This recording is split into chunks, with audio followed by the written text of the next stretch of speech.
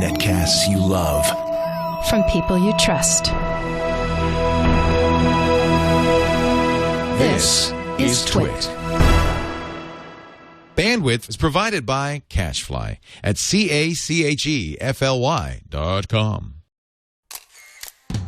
This is TWiT Photo with Catherine Hall and Leo Laporte. Episode 58, recorded May 22nd, 2012. Nordic Light, Part 1. TWiT Photo is brought to you by Squarespace.com, the fast and easy way to create a high-quality website or blog. For a free trial and 10% off your first purchase on new accounts, visit Squarespace.com and use the offer code TWITPHOTO5. And by Netflix. Watch thousands of TV episodes and movies on your PC, Mac, iPad, iPhone, or TV instantly, all streamed directly to you, saving you time, money, and hassle. For a 30-day free trial, visit netflix.com/twit. Hello, everybody, and welcome to a very special TWiT Photo. Leo Laporte here. Catherine Hall, our host, is not here today. But she is in a way, so I'll explain. Catherine's actually right now at the G+C conference, the Google Plus conference, doing a photo walk and seminars in San Francisco. But this is a perfect time for us to do a two-part series today and next week about our trip to Norway. Catherine and I went to Norway for the amazing Nordic Light International Workshop of Photography in Kristiansand. What a great time we had. Kristiansand is a very small town, about 25,000 people, on the west coast of Norway, on the water there. And it was a perfect place to bring together some of the best photographers in the world, about 40 of them, to talk about their work, to lecture, to amazing exhibits. We just had a blast. And what we did there is we interviewed 6 of the best photographers in the group. So we're going to have 3 interviews this week, 3 interviews next week.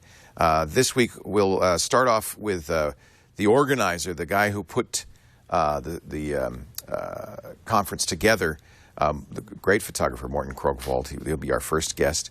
Then after that, street photographer Bruce Davidson from the U.S., amazing, talented photographer, just really incredible. And then our third is a Brit named James Mollison, whose pictures of children and their bedrooms, you might remember, an amazing book that was put together with the United Nations to talk about children around the world and how they live in their conditions, some good, some not so good. James is a kind of a project-oriented photographer who does just work that will take your breath away. So all 3 of these are great photographers. I'd like to talk a little bit. In fact, I have some pictures of my own from Norway. We didn't get Catherine's pictures. This is us leaving in the airport. Catherine was there taking pictures, as all of us with our iPhone. This is Kristiansand itself, a beautiful town that is actually distributed among 4 different islands. We fly there. We flew to Oslo and then fly from Oslo to Kristiansand. You go over these beautiful mountain peaks on the way there, still covered with snow. The conference was at the end of April. Normally it's springtime, but as you can see, it was still a little bit chilly in Kristiansand. We went there because of the guy on the right. That's Mikkel Olin. And by the way, I apologize. I haven't processed these photos, so I haven't white balanced them yet, so these are a little overwarm.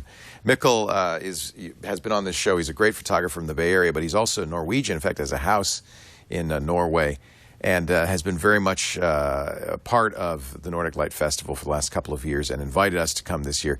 On the left, Odd Inga Taiga, who was our host there and one of the volunteers. They have 200 volunteers working the festival from Kristiansand, and actually from all over Norway, and they make it an amazing experience. Odd Inga was such a great guy. We just became great friends with him. Kristiansand became a bustling seaport because of the Klippfisk. This is a statue in the port of a woman in her right hand. You probably can't see it. She holds, there it is, a dried cod. They would catch the cod and then dry them on the cliffs. That's the Klippfisk. And they still sell it today, the dried cod. In fact, you probably have had it as bacalhau, which is a great Portuguese treat. There's Catherine preparing for her interview, which we're going to see a little bit later with James Mollison. We did all these interviews at different locales around Kristiansand. This one was on a ferry, one of the little ferry boats that plies the 4 islands going around. There's Lisa Kensel, who came with me, and we had such a great time overlooking the port. There's the little ferry you can see going from island to island. Really beautiful, beautiful area. This reminded me a little bit of Vancouver with the mountains in the background and the harbor there. They serve, some of these big ships like that orange and red ships serve the oil platforms which are out there in the North Sea. Norway was a very poor country after World War II until oil was discovered in the 60s, and now it is a very wealthy country. That's the little ferry boat. We took a ride. We went from island to island. It was so much fun. It's a 42 kroner to go all around, and it was a great time.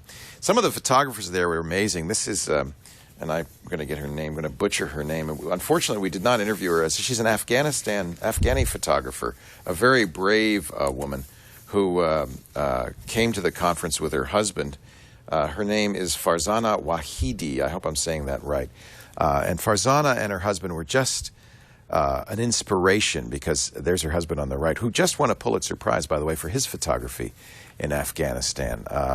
They live in a war-torn country, but they are doing their best to document the life there. And I was very inspired by the two of them. And, you know, I regret not getting an interview with them, but maybe next time we will. There's Morten, Adinga, and Mikkel Olin. We are about ready to sail out to this little island. It's a vacation island just a few miles outside of Christiansand called Grip. And it was a beautiful island. And unfortunately, Ryan Marsh, who was there with Catherine, our lighting guy, our gaffer, found this boom and decided to have a little bit of fun swinging out. I was terrified. Whoops, there we go. Terrified. He was swinging out over... Why would you do this, Ryan? Why? But I managed to capture it for posterity. And then, fortunately, he made it back to dry land safely. Then decided to do it again. That's Catherine and Lisa taking pictures. And, of course, being a boy, he couldn't resist showing off. And then Lisa, of course, couldn't resist doing it herself.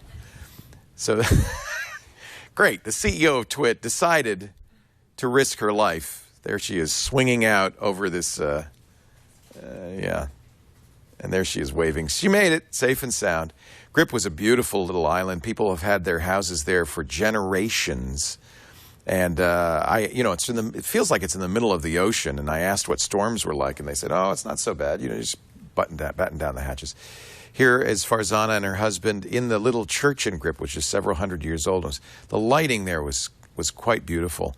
The photographers loved it. Morten's taking a picture of another photographer, Abe Frandlich, who he met and became great friends with. Abe is a wonderful photographer. We'll have him on TWiT Photos sometime soon. Morten says he doesn't take pictures of any of the conference participants until this trip to Grip, which is at the very end of the conference, because he loves the light in this church so much, and it really is. It's a gorgeous place, and I can't wait to see Morten's pictures. You could see that Abe also had a point and shoot, and he took a few pictures of Morten with his Hasselblad taking pictures like that. That's a great Gorman, the Hollywood photographer, getting... Everybody got into the act. We couldn't resist. It was so beautiful. Morten, dramatic-looking fellow. Now, again, I haven't processed these yet, but I think they're going to come out pretty well once I do. Here's one of the volunteers for the Nordic Light Festival, who also has a family home for 3 generations there. Those are the pictures of the different generations that have stayed on Grip during the summer. Beautiful view out their window. And she was complaining because her sisters own the house with her, and they will not let her upgrade the house. They say it's historic, and so she's stuck with an old kitchen. There's Mikkel and Catherine back from our trip. Julie Graham, who was another one of the curators there, photographic curator. She represents some very big photographers. With James Mollison's baby. He brought his 2-month-old with him, and we had so much fun with them. This is the typical Norwegian dish. It's iPhone mit brat. No, I don't know. Somebody was eating. I don't know why they were doing this, but I couldn't resist taking a picture. Later, we took a boat. This was not Catherine and Lisa's favorite part, but we took a boat called the Høte Grute. Did I say that right, Adinga? The Høte Grute, which was a boat that went from Kristiansand to Bergen, and it tossed a little bit. But boy, we had a beautiful trip through the fjords. Just gorgeous views of the east coast of Norway. And we happened to have a perfect day for it as well. As you can see, crystal clear it was the best day, in fact, of the whole trip, weather-wise. And that's gorgeous aboard. Yes, it had, not only did it have indoor toilets, it's kind of like a cruise ship. There were people who had been on there for 2 weeks. They had cabins and everything. But for some reason, I never understood, they dried fish. Maybe it was just a display. On the back of the boat, they were drying. The Norwegians love their dried fish. Here we are sailing into Bergen Harbor. Just a beautiful harbor. Bergen was it. There's Catherine, Lisa, and Ryan.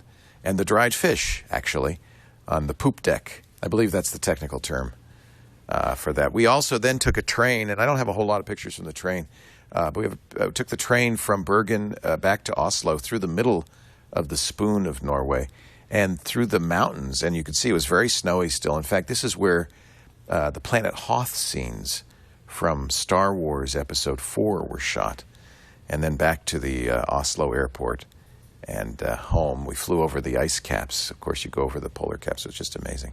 So a wonderful trip, and I really want to thank everybody at the Nordic Light Festival for making that possible.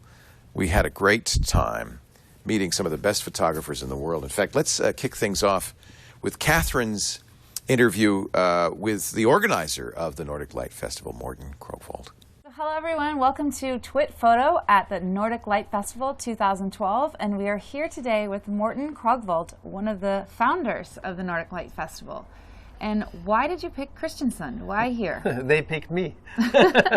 So I was here doing a lecture, and it was a very cozy night, and 2 o'clock in the morning they gave me the best red wine and said, could you run a festival here? And I said, of course, because I knew that it will never come true anyway. But they did. So they gave you drinks and then they asked you, and you said yes. Yes. And here we are today. Yeah, 7 absolutely. years. 7 years. 7 years. And how has the festival progressed? It's absolutely wonderful, and you never imagine that success. And I can never experience that we could get hold on all the great photographers in the world. I think people are very curious to come to Norway and to the sea, coastline, and to this city. So I'm absolutely stunned. The response has been so wonderful. Yeah. I mean, the legends that you've had. So many legends year after year. The best. So what is it about the Nordic Light in itself, the light of this country? I think it's an easy place to be. We call it the Big Hog Festival.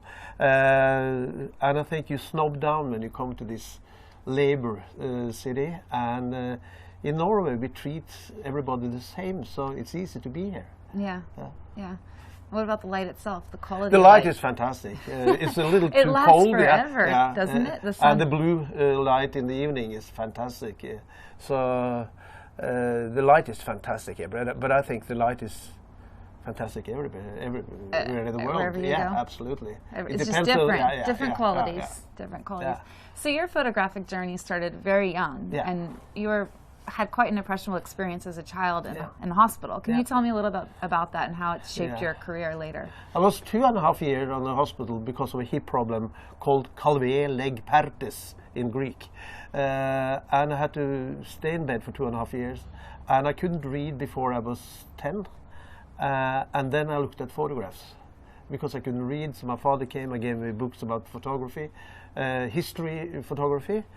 And I listened to radio. And I think I developed a fantasy because I had to bring a fantasy to survive in a way. Yeah. And that fantasy was actually black and white because it was black and white photography I saw. And then my brothers had darkroom, and I felt like I was a failure as a kid. And the only thing I managed to do was to print in the darkroom. And that's the reason I became a photographer, I guess. So I hated school. You hated school. You hated school. So that was your refuge in a sense. So you've mentioned before that you found peace in the dark, the solitude, the dark solitude of the dark room. Yeah. Can you? I mean, I'm sure that has something to do with it. But can you elaborate on that a little bit? Absolutely. I'm always hunting for the light. Photography is to search for the light, and then you make the birth in the dark room in a way. And the darkroom is a place for concentration and also to have a great time. I listen to music, I'm alone, I concentrate, and I work with the silver prints. And I try to create the atmosphere I didn't get on the photograph. I push it a little more. Yeah. And to be in the darkroom, it's a fantastic experience. So I, in a way, I pity young photographers that they're only into digital, because they should also be in the darkroom, because it's so fantastic to be there. It is. It's a different experience. It's different. And do you shoot? You're shooting still and film. Yeah. Correct. Yeah. Do you do anything digital? A little color. It's fantastic. But I think it's something with film that appeals to me. Yeah. And I'm used to it, so I will never switch to digital in black and white, but in color it's absolutely amazing. Yeah, definitely. But I shoot 90% black and white. You shoot black and white, so there you go. There's something about the grain quality of film. And you know, the very famous photographer Helmut Newton, he was once asked, he did all these sexy fashion things, and he was asked by a journalist that, "Your light remind me of the Nazi propaganda films in the 30s in Berlin." And he said, "Of course, I was a young kid in Berlin." Yeah. So I think it's about your childhood, the impression you had as a child.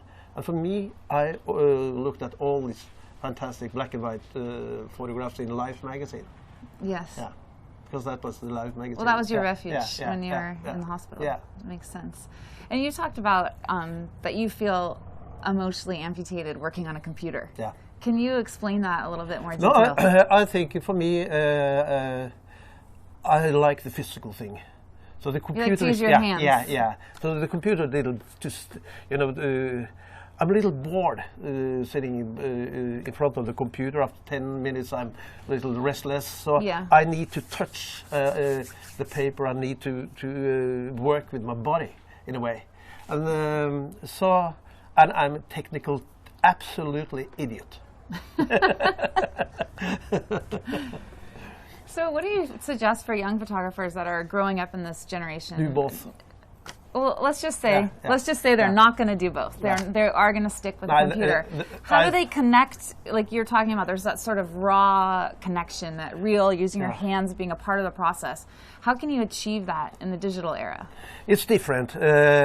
So I think you miss something when you're not, if you're not have been doing analog photography.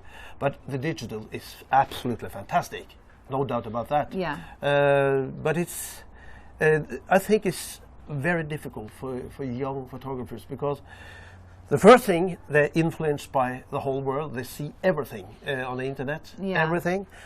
And then they're working so much on the computer that it's hard to be personal. And it's a very famous Norwegian composer. He died a couple of years ago. And he said, when I'm composing very modern music, I have to have the pencil direct to the musical score, with nothing between it. Yeah. To feel the surface of the paper. And for me, that's very important. But of course, the digital is the future. But still, I think many photographers still going to work in the darkroom. But absolutely both. Yeah. Do both. So you would recommend for emerging photographers to, at least, if they're going to do digital, fine, but at least take a class. Absolutely. Or at least experience what it is to create prints, to watch them come to life in a darkroom. Because I think you learn so much about Photoshop by doing darkroom work. Because then it's a basic thing, and then you understand more when you go to the computer. So I don't see any difference. I think both is fantastic. Yeah, and it's interesting you were talking about there's so much information, and I think in a lot of ways that can help photographers grow, but in other ways it can stifle them, because how do you find your own voice when you're so inundated with information? How do you feel about that? And I think you are really talking on the most important field in photography, to find your own voice. Kieslowski, the Polish film director, said once that when I see the old masters, I see them standing in front standing in a churchyard, ready to be buried. And out in the big road, it's a lot of beautiful cars driving, and they are all the same. And that's the future of film, he meant. And I think it's very difficult to find your own voice in photography. The thing I did, I wrote down, I'm writing every night. I wrote down what kind of music do I love, what kind of literature, what kind of photography, what kind of painting, and if that connects.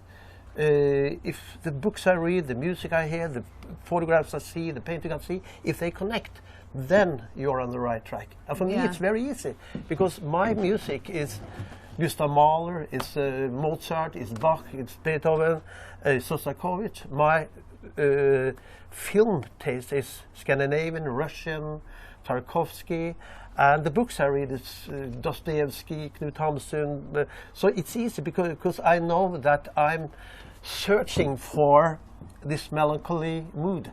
Yeah. Even if I'm not a sad person, but Samuel Beckett said once that imagine that you have a black sun inside you that is more interesting than the bright sun outside. The bright sun is a fantastic thing to be enjoying, but in the black sun, that's the creative source. Yeah. I think all art, in a way, deals with sorrow and sadness and death, even the funny things. Yeah, it's serious stuff. So how do you tap into that source, that dark sun that you call Because it? I have conversation with myself. So I ask myself questions. The whole idea for me is to find out why am I doing photography. And then I have to ask myself questions, and I do it, and I write down the answers. Every day I ask myself questions, and every day I write down what I think, to find out why am I doing this. And why are you doing this? Yeah. What do you write down? I write down that I'm doing this to have a to look at myself, how I deal with life. In a way, I'm checking out myself. I'm checking off if I'm alive. I'm mentally alive. That's the first thing. And then I have to express something, because we are all totally alone in the world. Even if we are married, we have children, we are alone. And in a way, we have sadness and sorrow. And I think you have to go down to that source. All the great novelists do that. I mean, all the great filmmakers, and not entertaining filmmakers, but I mean the art filmmakers. You go down to the black sun, and that helps you to be in good mood. Because you can have all this melancholy out and into the photograph, and then you're free to enjoy life. So it's true expression in a sense. Yeah, absolutely. Absolutely. And that's probably your attraction to music, and loud music at that, I hear. Yeah, loud classical music. Do you sing in the dark room ever? No. I listen to Mahler and Wagner, and I'm crazy. I enjoy... I don't know if you're familiar with Gustav Mahler's music. Yeah. Absolutely. That's for me photography, because it's something in that sad mood that makes me happy. And art that is made to make me happy, make me sad. I think it's too much entertainment. And Roger Waters, he said once that this speech is going to amuse itself to death. Yeah, because it's entertaining. All entertaining. All music, everything in the radio is good with pop music, and it's noise, and it's entertaining. I'd be crazy. Well, you've mentioned before that fashion, the trends in fashion, in a sense, have that sort of surface level. Yeah. If you marry the trends, you get divorced very soon. I like that concept. I want to end with that. Can you explain how does one create a timeless image? I think a timeless image is an image that can be seen in 100 years from now or 50 years from now. And then the timeless image comes from here and not from there. It will come from yourself, and you meet yourself. You have a scene, but you have to involve yourself. But I think it's about self-discovery. Actually, I think photography is about self-discovery. And if you're not willing to do that, you can be a fashion photographer and you can do a lot of fancy stuff, but it's actually about self-discovery. That's the reason we are doing this. crazy craft. So if you don't put yourself 100%, if you don't immerse, if you don't let go, if you don't express. Yes. No, then I think you could stay on the track for a couple of years and then you will be out. Yeah. Well, thank you so much for joining us on TWiT Photo. This is Morten Krogvold on TWiT Photo at Nordic Light Festival 2012. And if you're not here this year, don't miss it next year, right? Thank you very much. We'll see you on the next one. That's Morten Krogvold and Catherine Hall, an interview, and I'm trying to remember where they did that interview. Adinga, where was that they did that interview? I can't remember. But anyway, Morten's stuff is just fantastic, as you saw some of his pictures. A true artist, and I love the line, if you marry fashion, you'll be divorced quickly. Coming up next, a photographer whose work is in the Museum of Modern Art. He's one of the best American photographers, the best known, brilliant photographer, and we had such a good time talking. Bruce Davidson. In just a moment, we'll show some of his pictures as well. But I do want to remind everybody that this show is brought to you by Squarespace.com. Squarespace, the secret behind truly exceptional websites. Everything you need, the best hosting ever. You cannot bring a Squarespace site down. Totally secure because they also do the software. And by doing the software and the hosting, they can keep an eye on security. They keep it locked down. You never have to worry about updating it. You never have to worry about protecting it. It's done for you, and I love that. Why spend a lot of energy thinking about the back end on a website? Focus on your content. That's what Squarespace lets you do. You go to Squarespace right now, and squarespace.com, click that green Try It Free button. You don't need a credit card. You just try it for 2 weeks. You get the full range of Squarespace tools, including their incredible artist-designed templates, the photo galleries, the stats, posting via Android and iPhone. They've got a great iPad app that let you not only post but moderate, check your stats. Squarespace is truly remarkable. And now, at a very remarkable price. They've changed the pricing. So sign up free, try it. If you decide to buy as little as $8 a month for an annual plan, I recommend the unlimited $16 plan. I mean unlimited everything, pages, bandwidth, and storage for $16 a month. That is incredible. And when you sign up for either annual plan, they will automatically register a domain name for you. That's worth $15, and set it up so that that domain name goes directly to your Squarespace site. They do all the work for you. This is such a great deal. You might want to do that now because we've got a special offer code, TWiTPhoto and the number 5, TWiTPhoto5, and you'll get 10% off your first purchase. And if that's an annual plan, that makes a significant difference in the cost. Very affordable, very powerful. Take a look at the example sites to see why people who use Squarespace love it. Not only is it reliable, but no Squarespace site looks like any other. You don't want to look like a cookie-cutter site. You want your own personality to shine through. Great for photographers. Squarespace.com. Try it free today, and when you decide to buy, don't forget to use the offer code TWiTPhoto5 to save 10% on your first purchase. We thank Squarespace for supporting us. The Adinga says that interview with Morten Krogvold was shot in a 140-year-old fishing canoe in the Fishing History Museum in Kristiansand. Okay. Well, I feel kind of bad. This next interview, we took Bruce Davidson up to one of the highest points in Kristiansand, a beautiful old restored, I guess it's a lighthouse, and it was a bit of a hike, but boy, did we have a spectacular view. Let me tell you a little bit about Bruce Davidson before we go to that interview. Since 1958, he's been working for Magnum, the photo service Magnum. Magnum has supported him in creating some truly amazing photo essays, mostly street photography. His photographs have been shown at the Museum of Modern Art. He has done portraits of people like Marilyn Monroe, Leonard Bernstein, Andy Warhol, and Jack Kerouac. His Brooklyn Gang series is world famous and was used on the Bob Dylan album cover a couple of years ago, Together Through Life. He is truly an inspiration to me, and you'll see, we're going to show, he has his original Leica camera that he shot most of these photos with him, and it's truly a beautiful thing. It's not a lighthouse. What is it, Adinga? It's a tower on a hill. I'm not sure what it was. Take a look. Bruce Davidson at the Nordic Light Photographic Festival. We brought Bruce Davidson to the highest point in Kristiansand to celebrate the fact that you take pictures underground many times. It is such an honor to have you on our show. Thanks. I thank you so much. You've taken so many, you know, the word that Catherine used is iconic pictures. Pictures that once you see them, you never forget them. We see them again and again. Mm-hmm. What launched your quest? What is it that drove you from the beginning to take pictures?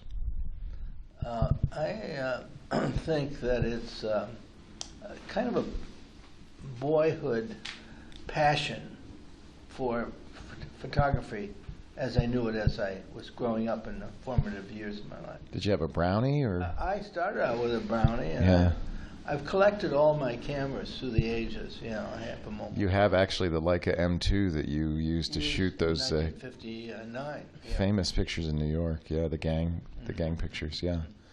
So you have them all still? I have all but one, which I'm looking for. What is it? Well, my mother was a single parent, and when she became remarried, she married a commander in the Navy, and they were issued during the Second World War Kodak Medalist cameras, which was like a large Leica, a beautiful camera. And her husband gave me the camera that he had during the Second World War. And it was wonderful. And some of the photographs survived that I took at that time. They're in my retrospective book. So it was having a good camera and having the freedom. And of course, our life changed when my mother married this very generous man. How old were you when you had the Medalist? I was 15, and I was allowed to go into the city from Oak Park, Illinois, where we lived, as long as I'm returned by dark. So I would explore things in Chicago, underneath the L, the Wrigley Building lit up at night.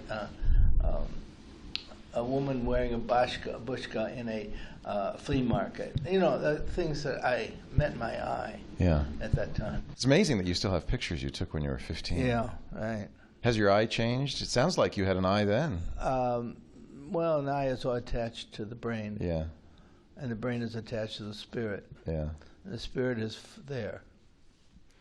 So, sure, you know.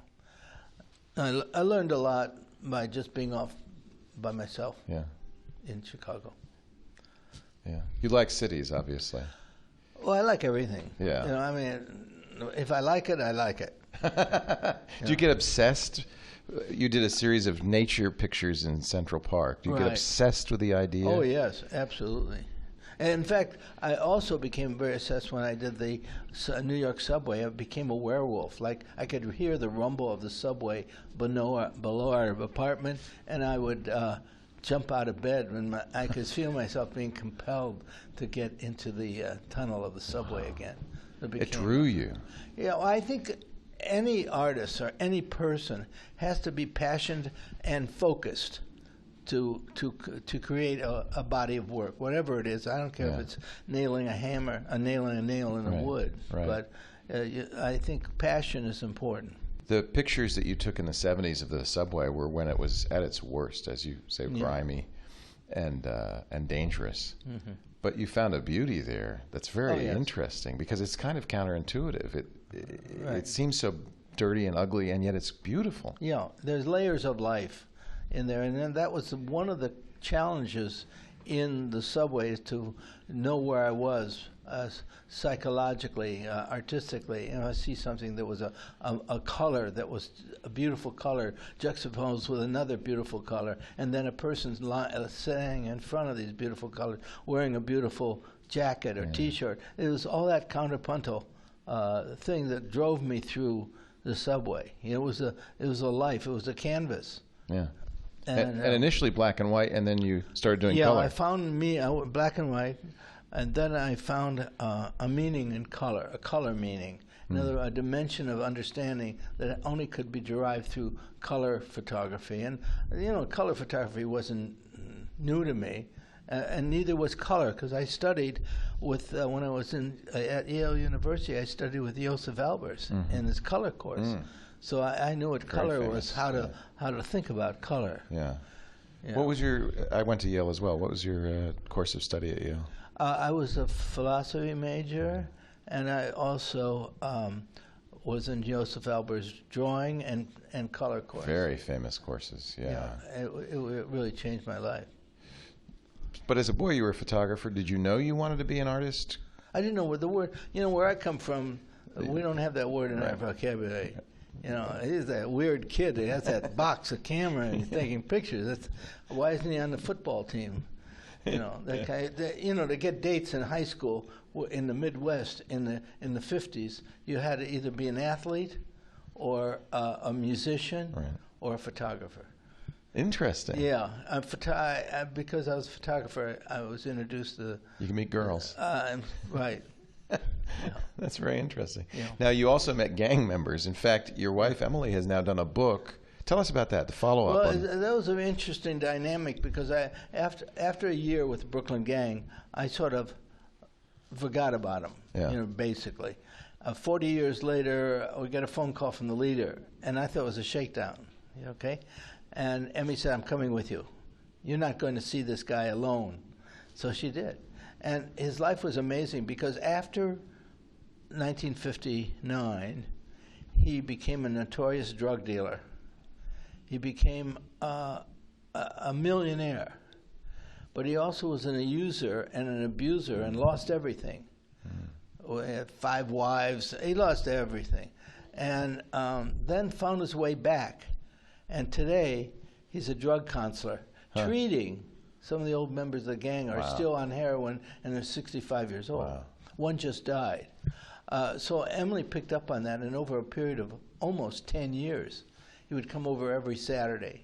Wow. You know, I wouldn't let her, she doesn't know this, but I wouldn't let her in the apartment alone with this guy. I don't blame you. So I had our dark room is right next to our kitchen. Yeah. So I was in the dark room printing while he was giving her exploits in his life.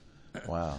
Yeah. Is that unusual for you to follow up on somebody from years later? Yeah, it's unusual. It has to have an accident. I don't generally look for people. People emerge. Well, they see the pictures, probably. Yeah, they see the picture. Someone tells them about it. Yes, it's happened to me a number of times. Yes. When you go out, when the subway call to you, do you go out saying, there's something I want to get, or do you go out with a completely open mind? No, sometimes I go out frozen with fear. and what I use to drive myself in back into the subway is hunger. I get myself very hungry, and then I say, I think I'll go out to Coney Island and have a hot dog. And that's an hour on the subway. I never make it, but it gets me in there and gets me thinking about the hot dog and not the guy who's going to rob me. Right, because it was scary. It could be, Yeah. Do you have some favorite images that you look back and say, I nailed it? Or like many artists, you always say, I could have done that one a little bit better. Well, you're never finished. Yeah, you know? I re-edited the entire 350 boxes of slides, and I found 20 pictures that I knew I had, but I wasn't ready for them yet. Sometimes an image is ahead of your consciousness. And intuitively, I knew that I had made a photograph of something that was important to be seen, but I wasn't quite ready with it. It was beyond me. So you put it aside? I put in my brain, yes, and then I see it again, you know, and it happens to me over and over again that even as an editor, and I'm a pretty good editor of my work, I wasn't ready to exploit that image into another body of work. Interesting. Yeah. But you somehow knew that there was something I knew it, there. Yeah. Wow. Yeah. You know, that's one of the things we, much lesser mortals, have difficulty with is editing our own work. Mm-hmm. How do you do that? How do you know when you look at an image that's the right image? Sometimes I don't. Sometimes there are 2 images so close together, and I can't decide on which one. Yeah. Then I call in my wife. It's a wife thing, and then I call in my assistant. And between the 2 of them, they'll show me the light. Yeah. Show me the light, and that happens quite a bit. It's helpful to have other eyes, but you sound like you know when you look at your images for the most part. I do now. Not originally? I do now. I mean, I think I do now because I'm at the age now where I'm beginning to see more in depth. Right. You know, I don't see as sharply maybe, but I see more out of knowledge, out of experience. Yeah. You know, and I'm also distant from what I did. Right. And so I can see into it. Right. And find myself again, and that's important. What are you working on now? Well, I'm in love with palm trees. I know it sounds crazy, and I am. I'm the tallest palm in L.A. I'm in love with. We're going to date it, you know. Maybe it's a date palm. It's a date palm, yes. But the thing is, these are misunderstood, underappreciated urban trees. Well, they're in a completely foreign setting for the palm tree. They were brought over 100 years ago. Yeah. And they only lived to be about 100. So these are 100 feet tall. They're 100 feet huge. Tall, huge, and they're only held by roots a meter in diameter. Wow. I could not realize, and so you see, the city of Los Angeles is not selling seeds for or planting any new palms of that size. Right. So I take it upon myself to preserve that lyrical loveliness that these palms have. They don't give off shade. They're too tall. Right. They don't give coconuts. Right. They don't enter in photosynthesis to any degree. There's nothing for them, and they're in an alien urban desert environment, and they're beautiful. Yeah. And without a palm tree, I wouldn't go to L.A. anymore. So I'm involved with the nature and the dynamic between nature and the city. Yeah. So that's what I'm exploring. The New Yorker just did a piece on you, the Santa Monica parking lot, right. which just lined with cars, and then the beach, and then the ocean. Right. It's quite an image. I call that the Los Angeles flag. You know, it's like spumoni with 3 layers. You know, it's sun, sea, parking lot, and pollution. Yeah. You know? Yeah. But it's also a beautiful photograph in itself. It is. You know? Yeah. And it's beautifully printed in the exhibit. They did a very nice job. That print, I hadn't seen that print in that size. Yeah. Yeah, it's gorgeous. Yeah, it really is. So you still shoot with the M2, or? This is my. This camera has seen some. This is a camera I could take to a cocktail party. I love it. But it's gorgeous. Right now, I have a number of Leica cameras over the years. Yeah. But this is still my favorite one because it has my DNA. You told a story about shooting a picture of a guy in the subway, kind of scary-looking guy with a scar. And I don't know if it was that Leica, but you had the camera and you started to take. He said, "Don't take a picture of me." Yeah, right. How'd you convince him? Oh, I carried a album in with me, a little 5x7 gold trim wedding album with a selection of my pictures, and I wanted to photograph him, and I always carry the camera open. You don't hide it. I don't hide it. Yeah. No. A little bit at 2 a.m. I had it like a poncho. Yeah. You know, it's there, but I never hid it. And I looked at him. He looked at me, and he said, "If you're thinking about taking my picture, I'm going to break your camera." I said, "Wait a minute, I have an album. I never photograph people without their permission." And he looked through the album, and he said, "You do good work. You can take my picture." So I went back to where I was sitting and photographed him. And that was a transitional day because the graffiti growing out of his head like Menusa had a meaning with this, and it married very well with the cut in his face. It was like the thoughts coming out of his head. Exactly. It's like a hieroglyphics. Anyway, that moment I switched over to color. I saw both. There's a black and white, and then there's a color image of him. I carried 2 cameras. Yeah. Because of the graffiti? Yeah, the graffiti suddenly became important to me. Yeah. You know, it was more than just a picture of someone sitting in a car. Yeah. It had something about it that was decoding. Yeah. Something. Yeah. I just want to thank you so much for your time, Bruce, and for this hike up this hill, and Emily, too, for this hike. Well, it's going down that we're concerned about. We'll just roll you down. Yeah, we'll just roll. Let's stay here for the night. It's actually it's quite a spectacular spot. I think that another notion, I have been a documentary photojournalist, let's say. But now my work has begun, and I can't be conscious of it, is in the realm of art, whatever that means. Right. But it's the art of history, not the history of art, that I'm interested in. The art of history. Yeah, the art of photographing what's before us at a certain time and place in our culture and our life. Okay? Then, but you know what you're confronting a lot are art historians. You know, they're interested in the history of imagery. Yeah. You know, where I'm interested in the history of history. Yeah. Yeah. In the imagery of history. See, so there is a level of understanding that's changing in my work. People are beginning to acquire my photographs as art. You know. How do you feel about that? Well, I don't care as long as the checks come. You know, no, that's good. People are appreciating my work. They're appreciating it. Yeah. It's not just a picture of a subway right. card. It's not a magazine photo. This is art. This is something important. Yeah, and art can be in a magazine, you know, as it is in a New Yorker. So something different is happening. Also, I can't lose sight of the fact that my work is being made in a certain time and place. Yes. Like I'm interested in polar bears, for instance. You know, I really am. Just as I was interested and am interested in the foliage and the meaning of foliage in the city environment. That's also documentary photojournalistic. So I don't use these labels. Right. You know, and so I'm an activist to a point. Right. Now, we have a daughter who's a real activist in photography. Spent 6 months in Cuba. Right. So way in the boondocks.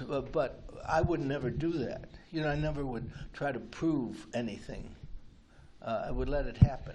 No, you know, it strikes me when I talk to great artists that it is almost an obsessive pursuit. You're doing something. You may even not consciously know what you're doing, but you're working on something, and you become obsessed with that, and you continue. Is that how it is for you? Yeah, you become. You're still the boy of 15 with a camera and a freedom to leave his mother's womb. That's great. We'll end on that note. Thank you, Bruce. Okay, thank you so much. He was just a gentleman, and Emily, his wife, was so great, and they walked up a steep hill and climbed that tower. And it was a beautiful view, but boy, what a beautiful man. One of my new heroes, Bruce Davidson. I hope you enjoyed that interview. We're talking to some of the photographers that we met in Norway at the Nordic Light Festival. What a great photographic event that was, bringing together several dozen of the best photographers from all over the world, Scandinavia for sure, but from all over the world. And we've got a number of interviews, 6 in all, from that festival. Next, we're going to talk to James Mollison, who does some amazing pictures. He works in projects. He did pictures of great apes to show that they're all different and unique. His most recent project, Where Children Sleep, was the subject of his show at the Nordic Light Festival, and it's very dramatic. We'll take a look at some of those photos with Catherine's interview of James Mollison. Next week, we're going to talk to Greg Gorman, who is a Hollywood photographer. In fact, his picture, you've probably seen many of his pictures, but his picture of Michael Jackson with a tarantula on his face is one of the amazing shots, most amazing shots I've ever seen. Also, we're going to talk to Mary Ellen. I always forget her last name. Help me out, Tony. Mary Ellen Mark, thank you. Terrible. Mary Ellen Mark, whose photographs you will instantly recognize. They're iconic. And then my interview with Robert Pledge, who has an agency, Contact Press Images. He is not a photographer. He's a curator. He's a photo editor. And the show that he did at the Nordic Light Festival was a mirror of a show he had done in China, where this was quite an interesting idea. He shows the contact sheet, something we don't have anymore, of the shots sent back from the photojournalists in the field, whether at 9/11 or in Vietnam. And you could see every image that was shot. You get the context, and then you see the ones that Robert Pledge picked himself. And you could see they jump out at you. They're amazing. So we'll talk a little bit about the process of photo editing, and also why he believes photography is dead. That's next week. We've got 3 more great interviews from the Nordic Light Festival. James Mollison coming up in just a second. But first, a word from Netflix, one of our great sponsors. I know you're all Netflix users, members. Netflix is great for people who love photography because they have unusual films that are really, truly photographic that you may not have seen in ages. I particularly point you to some of the documentaries on here. Here's Bill Cunningham, a street photographer, brilliant street photographer from New York. They've got Banksy's Exit Through the Gift Shop. It is a really great resource for people who love movies. And TV shows, too. Tens of thousands of movies, TV shows you can watch in an instant just by clicking your mouse.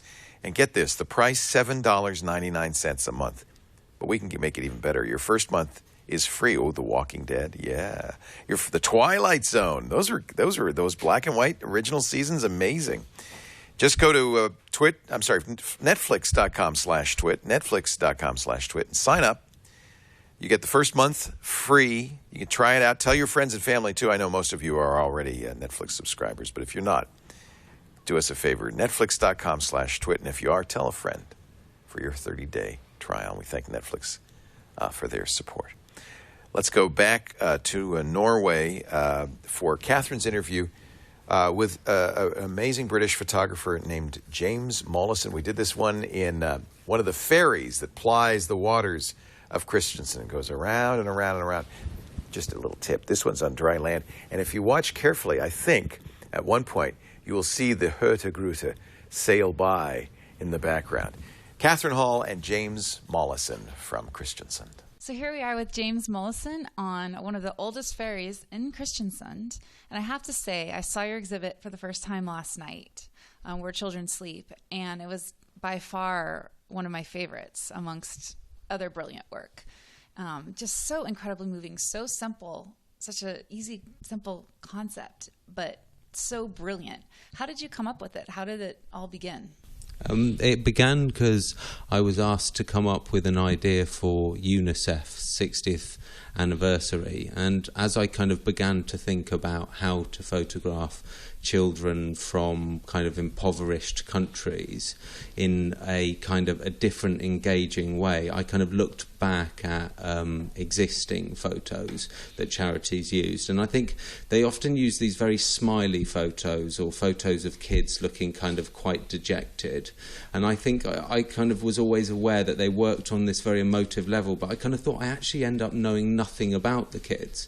So I then thought back and I thought about what would have happened if I'd photographed myself when I was like 8 or 9? How would have you known a little bit more about you? Because with a portrait, you can only say so much. So I thought if you'd seen my bedroom, you would also know that was the one space in the house I was allowed to make my own. So maybe you would understand more about their lives if I also photographed their bedroom. Yeah, definitely. And when you were starting this project, did you know... I mean, how did you pick which countries to start in, which origins? Well, what happened was I came up with this idea, and another thing that was important for me was not just to photograph kids in, let's say, sub-Saharan Africa, in Bangladesh and countries like that, the main places that charities work. I thought that there's often this sense when you look at photos from those countries or places like Darfur that it looks like this hell on earth. So I thought for me it was very important also to photograph Western kids along with kids in those situations, and I actually proposed the project, and they said they didn't like it, so and it didn't go ahead. So I then kind of had this in my idea, and I actually thought, this is actually quite a good idea. So I kind of began to photograph it on myself, and it was quite organic, the process, so I might be on a job somewhere, I would stay on and photograph, or there were places I felt that Israel and Palestine or the West Bank were interesting, so I went specifically for the project. But and later on I started to work with Save the Children, and they wanted me to go to Nepal, so it was quite an organic process. But when I felt that I kind of had a glimpse of the world, that I'd been to enough places, that was kind of when I felt I was done with it. Yeah, well, it's interesting because I think about it, the context of having that diversity is actually what makes it so powerful, in the sense of if it was just impoverished children, it would you become a bit immune, and it becomes sort of redundant in a sense. But having that sort of that diversity and that contrast allows you to see what you're really looking at and experience it. I love the captions. You know, when I first walked up to him, I'm lazy when it comes to reading, and this is a lot of text, and I just found myself so involved in reading the captions. Are you doing those yourself, or do you have someone helping you with that? Well, I work with Amber, my wife. She came on all the trips, on all of the trips with me, and I don't know, I just felt that kind of photography, again, it was this kind of layers of information. So you have the portrait that tells you something about the kid, and I wanted that to be on a plain background, so they were kind of treated equally. Then you have the bedroom, which lets you read a little bit of their life, but then I wanted to have these short texts which would, you know, just tell the kind of quite basic things. They're quite simply done. We did them with kind of children in mind, because I think that the project has that strength where it helps children to kind of engage with issues as well, because they obviously have their own bedroom. So the texts were really just kind of adding those extra layers of information. And the last thing I'll say about them, I think also each kid was really chosen with the idea that they told a story about a particular situation. So there is a real idea that there's a kind of journey through these kind of lives of children around the world, and they're kind of very diverse. So from somebody who's working as a child labourer in a stone quarry to quite successful New Jersey kids, you know, it's a kind of, each kid tells a different story. And then did you ever consider, I mean, I personally love the fact that it is not engaged in new media, that it is the text and it is looking at these contrasting photos, but did you think about getting live captions and doing multimedia, and how did you decide on sticking with just pure text and image? Rather than make it more, I don't know. I mean, I suppose just I've kind of worked with books before. It's kind of what I know, really. And I don't know, I think that I really still enjoy the kind of engagement that you can have with a book, the kind of physical thing. So that's always my kind of first concern, and then I'll kind of think to any kind of new media applications after that. Got it. And then I noticed always having a white background. Are you carrying these white backgrounds with you? And you use strobe a lot too, correct? Yeah, I mean, I think I quite often use this typological way of working, and so I always am looking for a kind of consistency in the work that I do. And I think with the white background, I felt that it was important to kind of really strip the context of the kids away from the portraits. And I mean, I think as a photographer also, I'd seen projects where people had done kids in their bedrooms, and I think you're always searching to do it in a slightly different way. And I think that this gave this idea of, you know, we're all born equal, and that's a great statement, but actually it's completely untrue. So you had this idea that the kids are treated equally on the white background, and then the bedroom kind of talks about the inequality that exists. Yeah, definitely. And then I noticed the lighting's very consistent, and going back with the born equal, kind of keeping things very consistent throughout. But you're carrying strobe. What made you choose, is it for the consistency using strobe? Because I know you're going to these countries where it must be hard to carry all the gear. Yeah, it's for consistency, yeah. And then what are you carrying, and how are you keeping your stuff safe in these not always safe environments? I don't know. I am carrying a lot of equipment. I kind of take a couple of, Pro Photo battery with a couple of strobes. I shot most of that on 4x5 film. Oh, wow. And some of the places were quite remote, so you are kind of having to walk with it all as well. So, I don't know, it's just it's the way I work. So I don't even for me, it's never even a consideration whether I'm taking it with me. I'm always just taking that around with me. I'm kind of used to carrying that kind of stuff around with me. Safety, I don't know. I don't find, for a start, the bags are so heavy, nobody's going to pick them up and run off with them anyway. And it's what would somebody do with it, really? I mean, I've never had anything stolen, touch wood. Yeah. Yeah. And then how are you coming up with the formula? And when you know you have it, how do you know it's the right one to stick with? I think that's always for me. It's that first process of what are you doing? I set out quite tight rules for what I'm going to do, and then I follow that through the whole project. So here it was the white background, it was the bedrooms vertically, which was frustrating because, it's more natural to shoot a bedroom horizontally. But, I knew that they were working with a portrait image. So it's really just about kind of seeing it through and following it through the rules that I set at the beginning of the project. Yeah, it's interesting because I didn't even think about the fact that you are forced in that format to do the vertical, which is difficult with a bedroom. So you've done a lot of, you work in series, which has become quite evident, which I think is really just beautiful and brilliant. But what is it about series that intrigues you versus a single image? I think that what a series does, for me, single images aren't really that important because in a way, the story comes through the repetition. So the first time I used it was when I did the book James and Other Apes, which was 50 portraits of chimpanzees, gorillas and orangutans. And that was really, that came about because I was looking at their faces and I was thinking that they're like human faces. But I thought, how do you kind of look at them as individuals? So I thought of this idea that we all use passport photos. So I thought if I make passport photos of the great apes, you're really going to see them as the kind of their faces changing. So that was the first time I used it properly. And it's really, it was kind of shooting 80 gorillas and chimpanzees exactly the same way. I didn't want them smiling. I didn't want them pulling faces. Mm-hmm. And I think that project was really the kind of first one that I followed through rigorously, and then I've kind of just followed it through with other ones I've done. And how did you see? I think it's interesting how you were talking about how people respond, children and adults responded to the images differently. How did you find that? You talked about the inspiration being seeing that similarity between us and apes. Did you feel that children made that connection differently than adults, and how so?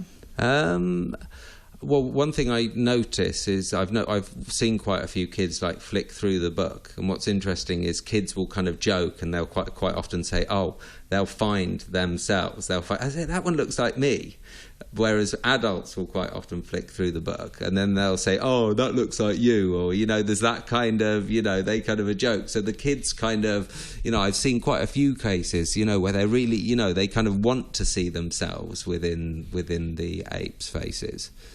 And then the adults see with it the in other others. adults, it's more of a joke. It's like, that looks like you, they kind of, but they don't pick themselves out within the book. Yeah. I think with all of your projects, one of the things that is most astounding is the access that you get. And I know with the ape story, you chose to, instead of going to a zoo or working with tamed apes or tamed animals, you went out into the wild and seeked real, and you weren't using long lenses. You wanted to do short lenses and get close and intimate. Can you tell me about that? How, you make it hard on yourself. You carry a 4x5, you bring the big strobes, you're traveling to all these places. How do you get the access that you get? Well, I don't know. I think that we're so bombarded with images now in the kind of culture. They're everywhere that, as a photographer, if you want to do something that people will give a second look at, you have to do something that's a little bit different or a little bit special. And with the apes, when I had this idea for the passport ones, but then I was thinking I wanted them to be proper portraits, and I knew that with a long lens I wasn't going to be able to get that because there wouldn't be any kind of engagement.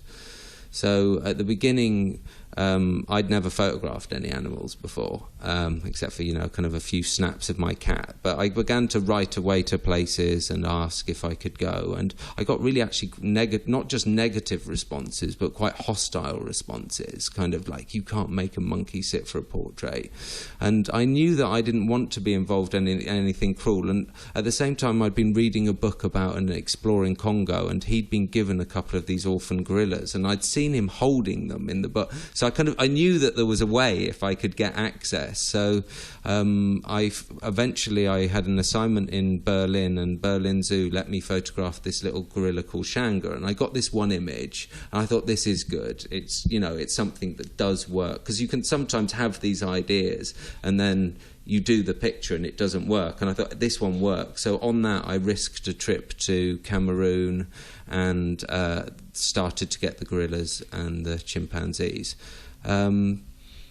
So I don't know. I mean, with access was difficult. I mean, it was difficult with that because it was also difficult because we share a lot of their same diseases. So there's a real reason for them not letting people go in with the animals, and also it's dangerous. But you know, I eventually got it. And I mean, again, with that project, I finished it. I'd been wanting to get the bonobos in Congo, and I'd been writing to the place for 2 years. I'd written 8 times, and I just didn't hear anything back. And I just thought, I'm just going to go. So I just kind of bought a ticket to Kinshasa and turned up. And that's something you do, right? Yeah. Like, well, if you don't get a to. permit, you just go anyway. Yeah. And sometimes I did it and it succeeded. The same happened in Atlanta. I tried to go to photograph some of the bonobos that do the sign language there, and they didn't respond to me, so I just turned up, and in that case, they wouldn't let me photograph them. So, you know, some you win and some you lose. And how do you avoid beating yourself up when you put yourself out there? Do you just say, look, you know you're going to win some, you know you're going to lose some, or do you get disappointed, or how does that process work for you? I think you've just got to have a little bit of confidence and know that sometimes sometimes it doesn't work out, and that's fine as well. Yeah. And now I know that you have put yourself in risky situations a lot through all your projects. Now that you have a 2-month-old little boy, does that change anything for you? Yeah, I think it probably does. I mean, you know, I want to shoot. I was looking at some of the work, you know, the other work, and it made me think, you know, to do some Afghani kids would be amazing. Mm-hmm. You know, and now I would take a second look about going there. I'm not saying I wouldn't go there, but I would, you know, I'd have to make sure that it was pretty safe before I went. I'd have to check things out a little bit more than perhaps I have done in the past. Yeah, definitely. And it's interesting because I can really see it, especially in the latest series with the children, but they used to work with Benetton, and I could see it. How did that work affect your work that you're doing now? Well, I was at Fabrica, mm-hmm. and I'm now a creative on Colours magazine, so I've been doing that. So Fabrica is a part of Benetton? Yeah, they have this creative research centre in northern Italy. So I've kind of had an ongoing relationship with them all the way through, and they gave me the kind of opportunity to do some projects that particularly with colours, you know, which have enabled me to travel and to see things, and I think a lot of the other work has come from that. And then I know you do commercial work and you do your books. And are your books? I'm assuming that your funding comes mostly from your commercial work. Is that correct? Yeah, I do commercial work because I think I do commercial, editorial, and my books, a kind of mixture. And I don't know how else you do it, really. I mean, unless you kind of have a trust fund, you know, all of these projects are expensive. And, you know, the other way is to teach. But I find that, you know, if you can get commercial work, it's a challenge, and it's actually can be quite liberating because mm-hmm. you're not, you know, with your own work, it's always about kind of, why am I doing it? What does it mean? Is this new? You know, you're kind of, there's a lot of baggage that comes with it on deciding an idea. But with commercial work, it's kind of filling a brief, and that can be, you know, you don't, of course you have to think because you're thinking about the aesthetics and those choices, but it's about the practicality and going out and doing it. So I enjoy that. You put a lot, you know, into your projects, and whether it's going without a permit or the risks that you take. And I'm just curious, you know, you talked about people doubting the Apes project, saying you can't do this. How do you have the courage to say, you know what, I think this can work and I'm just going to go for it? I don't know. I could see this with the apes. I could see that there were images of people holding apes. I'd seen them on programs, you know, holding the little kind of baby ones. So I knew it was possible. But yeah, I mean, I suppose that kind of gave me the confidence. I think I wouldn't have done it if I hadn't seen those pictures, if I hadn't seen people holding them already, then I wouldn't have had the confidence to go. But that told me that it was possible. And when you were first starting working with Fabrica, you mentioned in an interview that I saw before that it took a while to get running in a sense, where you were producing work that you didn't particularly love in the beginning. I think it's really important for photographers out there to know that even people like you, when I look at your work, I think you always must have been good. But you don't start off that way. So how did you grow from in the beginning, where you weren't necessarily loving your work, to where you are now? And do you love your work? Well, how did I grow? I do think that working is good in the sense that the more you can do, the more you learn from things. So the more opportunities. I begin to turn a little bit of stuff down now, but at the beginning I didn't turn anything down. You're trying lots of things. And I think you slowly, it is a craft. I think it comes from kind of hard work, and through the hard work, in the beginning, what is what can give you the confidence to go on kind of in later projects. Well, thank you so much. It's been such a pleasure chatting with you today on this old ferry and beautiful exhibit. And we look forward to seeing the next James Mollison project. Okay, thank you very much. Thank you. And here's an image of James and his wife's baby, the 2-month-old they brought. That's not his wife, that's Julie Graham. And actually, a good connection, because her website, acurator.com, is a great photo magazine online, and James Mollison is the current show there, and those are some of the images we were showing were from acurator.com. Thank you, Julie Graham, for that. Well, I hope you've enjoyed some of the interviews we got in Norway at Kristiansand for the Nordic Light International Festival of Photography. We had so much fun, and we want to thank Morten and Annalisa and Odd Inga for making it so much fun there. We have 3 more interviews next week. Greg Gorman, Hollywood photographer, superstar photographer for 40 years, taking pictures of the stars. Amazing fellow. We will talk to Robert Pledge of Contact Press Images about the job of a photo editor and the future of photography. And finally, Mary Ellen Mark, a brilliant street photographer. And we'll talk to her and see some of her images. That's coming up next week on TWiT Photo. We thank everybody in Kristiansand, all the wonderful people who hosted us there. Catherine and I had such a good time. It is an amazing festival. It will come back next year, and maybe we'll go back there, because it just really, it was such a warm country. Thanks also, I know Mikkel Oland is watching. Thanks to Mikkel Oland for extending the invitation in the first place, and for making sure that we could get there, because it was not easy. And in fact, actually, I should probably thank Hans-Peter Brotman for also making that possible, and the folks at Nokia. In fact, we're going to get him, Hans-Peter Brontmo is his name, we're going to get him on a triangulation in the future. He's in charge of innovation at Nokia, and a really great guy. Also was at the festival. I hope you've enjoyed this episode of TWiT Photo. We do the show every Tuesday afternoon, 1:30 Pacific, 4:30 Eastern Time, on twit.tv. That's 2030 UTC. Again, tune in next week. Another great episode from Norway. Then Catherine Hall will be back with more of our wonderful photographers. You can watch the show after the fact. We make audio and video available. You probably really want to watch the video at twit.tv/ is it photo? I think it is. Thanks for joining us. We'll see you next time on TWiT Photo.